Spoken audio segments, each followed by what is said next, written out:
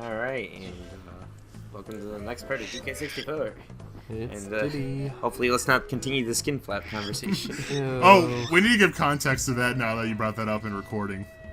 Okay, this is a bit of a spoiler to my very long-awaited Sonic review that started over a year ago, because I mentioned this in the video. But Sonic's eyes get really weird when you start thinking about it.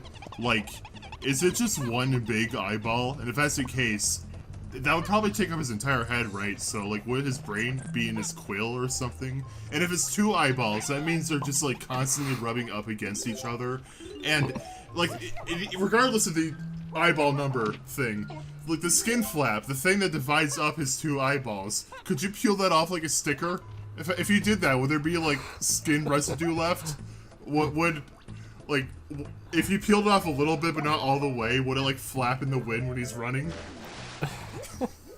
Brendan at the UN conference. How would contacts work too? Like, how's the lens shaped? Just this big frisbee disc thing. So his eyeball is kind of like Mike Wazowski's eyeball at that point. Yeah, it just has two just pupils. the skin flap. The skin flap. Yeah. Okay. That's the official name of that body part, by the way. Skin flap. Yeah. I hereby decree it. Okay, so... Oh wait, Diddy has the eyeball thing too. Intentional. It's intentional. No, it's not. That was pure coincidence. Okay. Are we good now? Yeah, I think so. Okay. Just talking about Sonic So if skin you noticed, flap. I start from the beginning of the level because, yes, his bananas start from the start of the level like most of the Kongs do, so you're going to see me doing that when I switch Kongs a lot, so... unless it's more convenient for me to go for things instead of going all the way back to the beginning. So. I guess Diddy's skin flap isn't as pronounced, though. Yeah. Depends on the species of animal, right? And also the way I cut most of this part, it's more like a guide, because like every time it shows where the bananas and stuff is, like I just make cuts. Okay, So gotcha. I understand with this game, because this game, a lot of it is just like, I'm going here. Okay, I need to go over here. I mean, just like the definition of a collectathon, but there's a lot of that in this game. Someone should make it. Like every time I go for a power up, I'm just gonna make a cut. Anyway. Someone should make a skin flap tier list. Oh my god. Why don't you get the ball rolling, Brendan? I can't think of many characters that have skin flaps. Sonic and Diddy Kong are the only ones I can think of. I mean, other Sonic characters, but that's cheating. Amy's skin flap is on the same level as Sonic's. Shadow's might be... Also, I don't know why I sat through this text. You know, I think Shadow might have a slightly better skin flap, though. So we're ready. I thought we were done with this conversation before I do, we me started too. I have a lot to say on this subject, alright? Jeez. I've done a lot of thinking. Yeah. You've also been up for a long time, so... Guys, I haven't slept in like 20 hours. I'm trying to fix my sleeping schedule because I slept exclusively during the day a couple days ago, so now I'm a little delirious. I think that might be where the skin flap is coming from. You're not gonna remember this conversation after today. Until it gets uploaded. Yeah, it's like, oh yeah, why was I talking about that? Why was I so fixated on this? I don't know how you are when you're drunk, Brendan. But look at that phantom this tree. is The phantom tree. Yeah. There's a tree in the back. There's a tree in the background that kept on like loading in, but like gradually. Anyway, yeah, I have no idea what I'm like if I'm drunk. Honestly, I'm kind of interested in finding out, but I don't want to drink, so I guess I'm not gonna find out. Yeah, I'm lame. I know. Until you visit Universal. I'm not gonna get drunk though. Okay. No. Context on that, I have no interest in ever getting drunk or anything. Alcohol in general just doesn't interest me. But I like The Simpsons a lot. In case you didn't know, it's my favorite show ever. And Universal Studios has actual Duff beer, a brand of beer from the show, and that's like the only way I'll ever drink alcohol. Yeah. Because The Simpsons. You can get a Flaming Moe. What? Okay. I mean, does it have the cough syrup? I don't know about that, but they put so like the way the cup is designed, it has dry ice in the bottom, and then they put beer in like the top, and then the dry ice like foams from like the beer, so it looks like it's like smoking. But it doesn't have the cough syrup. That's You can literally add cough syrup. That's the ingredient to the flaming mo. You can add cough syrup though, if you really want to, Brendan. Yeah, but I wouldn't recommend it. They don't just add it though. It's not really the flaming mo. I'm kind of offended actually. I don't know what to say about it. I don't care if there's any health concerns. It has to be legitimate to the show. Yeah. So, one thing I do want to point out is, as we go through the game, you'll notice that they do try to, as best as they can, cluster the golden bananas together so that way you don't have to, like, run everywhere. And they'll usually put a changing barrel by it, so that's kind of what I mean when I say, like, this game isn't as bad as people make it. Because, like, there is things done in this game to make it, like, less tedious. It's just they didn't do enough, obviously, because people still found it more tedious. I think my thing, like, and we're only on Diddy with this, but like, and this is an area where I'm guessing you can't get to it if you're Donkey Kong. It's specifically Diddy Kong designed. Yeah, because you have to have his pop guns to open the path. I think it's just the fact that like you're gonna have to come over the level like 5 different times with different characters, and like I could see by the 3rd or 4th time, like I just want a new world to explore. You know, yeah, it's cool. There's little sub areas that are different, but it's like I'd rather have it where it's just 1 or 2 playthroughs at most. You go through it, and then you're done with it. So that's just my personal taste on it. So. No, I get it, because it's like other 3D platformers, there's like, I don't know, I do get how it feels limiting, and it's like, I don't know, I do get the criticisms. Yeah. I just think there's still a very decent game here if you're willing to put up with some things. I think, like, it has its strengths. Like, I think it's a cool idea and concept, it's just you have to, like, execute it correctly. You have to make the right choices to, like, streamline it. My opinions in this game are pretty similar to Banjo-Tooie, where I think there's a lot to love about it. It's just you have to be able to overlook certain things, and a lot of people can't. Though in Banjo-Tooie, I think those certain things are a lot more offensive, because I hate how every Jiggy has like 10 different steps, none of which are fun. Yeah. This game doesn't do that. I was gonna say, these are more objective based. Yeah, you do like one thing, you get it. Yeah. Thankfully, this game isn't like that. Yeah. It's much more closer to, I would say, ukulele. Where'd the balloon go? Oh, there it is. Yep. That was the balloon. What even, like, what's, like, the peanut, right? Like, how aerodynamic is that to shoot a Samuel? I feel like it's not that aerodynamic.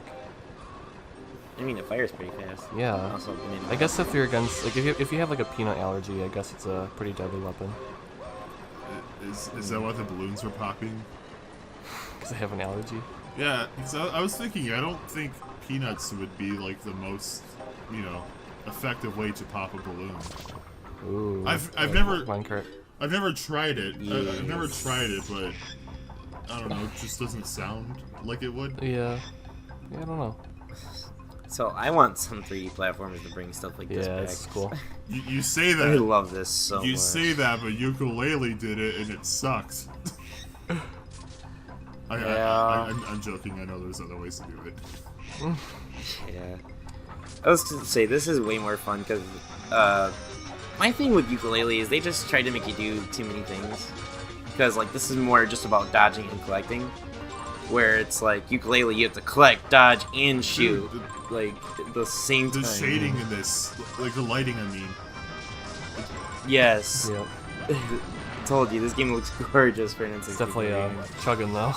Anyway, I don't like the ones in ukulele because it's very trial and error heavy, because, like, you don't know when's a good time to jump, dash, or shoot, and it just doesn't feel fair. Right. Also, the camera's really jittery.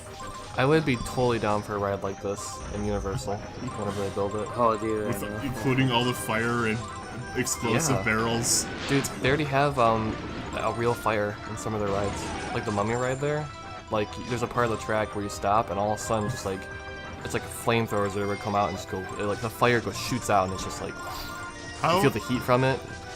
Okay, really cool. let's ignore the safety hazard that is adding explosive barrels everywhere. How expensive would that be to have that for every single ride? Like every time a new chunk of people go on the ride, you have to set up new TNT barrels. Also, I like the way that it's textured. Like when you go through the dragon's mouth, it looks like you're like going through its throat for a second. It's really cool. Yeah, this is cool. It's I don't think they're actually dragons. They're supposed to be crocodiles. Yeah. Breathing crocodiles. Anyway, nice. That's the main cart right. Obviously, it's a lot more fun to play than watch. Yeah, it's still cool. Yeah. I like it because like the controls are like you press forward, you speed up, you press back, you slow down, and then you get the leaning. So it makes for super fun like gameplay because like the track going like left, right, up, down. It gets crazier like the later ones. So. They did they made a lot of smart changes to like add to like the atmosphere of it. Also, that was excellent. Yeah. Like you're in the small corridors, you can't see what's coming up ahead. You know, like they make that hard turn and it's just right in front of you. So yeah. That's smart. I love the imagery of Diddy dual wielding peanut pistols. I like that. Yeah. If you hold Z2, he has like this super serious pose, but it's just to make it more accurate to fire. It's kind of funny because like. Which, by the way, if you hate N64 aiming, one tip for this game: hold Z when you're aiming. It'll slow down the aiming and makes it way easier. Okay, that's actually really good to know. Because in 64, aiming blows. Like, I'm in love with Majora's Mask. I've made that very clear in this channel. One of my worst experiences ever with a Zelda game is doing the Oxrock minigame in the original version. God, I hate it. I literally spent an entire in-game day just doing it. I can do it no problem in 3D, even without gyro, but in the original, God, it's poop. Anyway. But, I like how and then I will say there's a lot of this in the game. You press a button and you kind of like just go get it. I was gonna say I like how Diddy in this one, like you said, has like the dual wielding pistols, but like in Diddy Kong Racing, he's so much more chill. Like, you can very much say the same about Conker. Yeah, like what happened? Like Diddy Kong got into firearms and Conker got into booze. Conker aged several years somehow. Yeah. You know, Conker's Bad Fur Day takes place after Diddy Kong Racing and Banjo-Kazooie. The way you know that is because Conker is clearly older and Banjo is dead and his head is mounted in the wall in Bad Fur Day. Yeah. So yeah, it's canon. Wonderful. It's canon. And Mario is directly mentioned in Banjo-Tooie, meaning that Mario's universe is the same one that has the Great Mighty Pooh. So yeah, because I mean, this also wanted to say, it's like I know this doesn't seem like super duper interesting right now, but the later levels do get better, and a lot of the objectives get more creative, especially when we get to my favorite stage, which is the like second to last one, which is Creepy Castle. Some of the objectives are really cool. Although the game does get more completionist heavy the further you go on through the game. I will warn people about that. Do they have to give this pig salami nipples? Look, no. With his texture, it kind of looks like it's leaking something too. Yeah. Yeah. I mean, I think they're supposed to be piercings. But... No, it's leaking. It's leaking. Okay. That makes it so much more worse. Oh man. Yes, this is Trough and Scoff. This is your way to get to the bosses, and yes, bananas are required because they open the boss doors. So, I love the throwing animation for DK. I love how it's coming from his legs too. Yeah, he's just like under tossing it. Also, I do like the bananas purely because they do have more than one use. Because they give you banana medals, which unlock a mini game, which you have to play to get to the last part of the game, and they're used for the bosses. So. Okay, Dylan, you have two options for this video's thumbnail: Sonic's skin flap or a nipple leaking pig milk? Choose wisely. Jeez. I will say though, you only have to get 15 of the banana medals, I think. Something like that. I'll correct myself if I got that wrong. Okay, Again, the rain is so much better. Also, first boss. The pun in this guy's name. Yeah. Armadillo. Yeah. Yes, I love it. And you face him twice in the game. Is it a coincidence that Jacob brings up the GTA milk rain after I'm talking about nipples leaking milk? What's that plan? It was destiny. No. I love the boss fights in this game, by the way. They're not that's cool. They're not hard, but like they're fun. You have unique ideas for the most part. Yeah. Okay. Like I like how he tries to like run you over with his big machine instead of like firing you. Okay, normally It makes you think like the bosses are actually like, oh, I should try something else. normally this flashing to this extent doesn't bother me too much, but now that I'm sleep deprived, my eyes are burning. Yeah, I kind of hate looking at this right now. Yeah, it is a bit much. Slight epilepsy warning. They like to use the thunder effect with boss fights. I don't. Okay, normally I wouldn't find this to be that big of a deal, though I do hate flashing lights in TV shows and movies, usually. Like, I watched Stranger Things a while ago, and that was like my biggest complaint of those shows. For more dramatic moments, they like having lights flash constantly, and I hated that. Like, no, please. I'm not epileptic, it makes my eyes hurt and gives me a headache. I do remember watching the show in the dark too, and I was like, God. Yeah, I did. Yeah, that's why I had my lights on when I was watching it. I don't. It's a good show, but like that one thing, I hated. Yeah.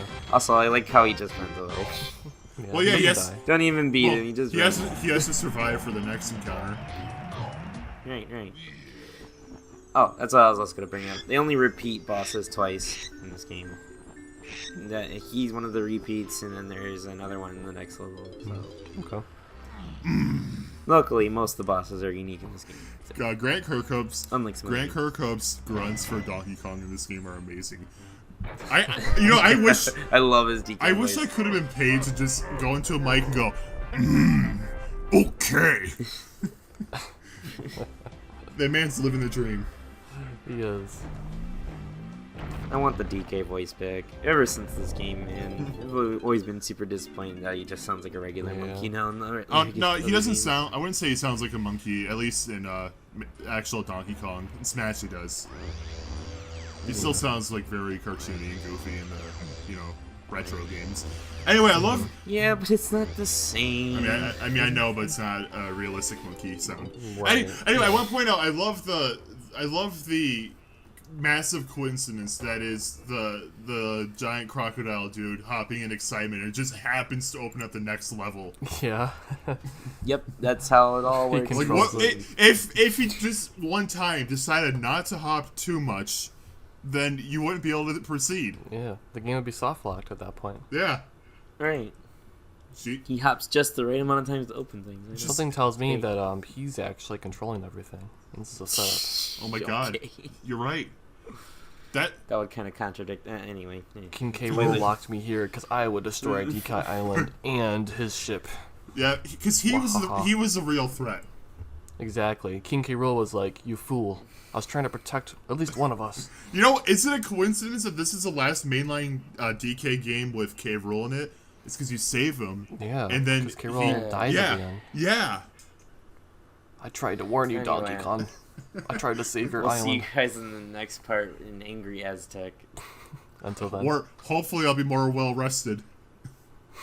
Hopefully. Right. And not in agony. Bye. Bye, guys.